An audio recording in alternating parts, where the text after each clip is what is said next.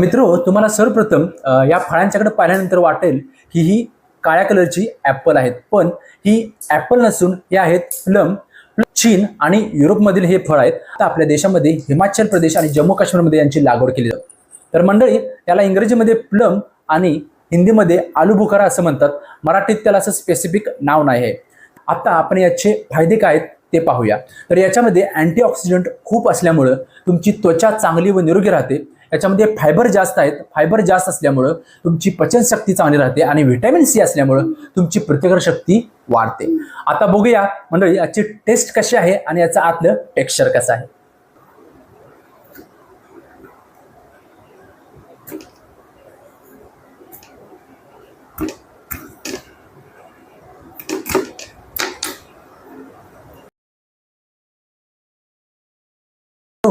याचं आतील भाग तुम्ही पाहू शकता. याचा आतील भाग हा ब्राउनिश दिसतो आणि खूप ज्युसी आहे.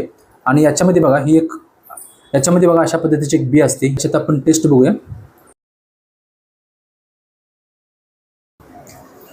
थोडीशी चव जी आंबटसर गोड आहे, पण खायला खूप छान लागतं.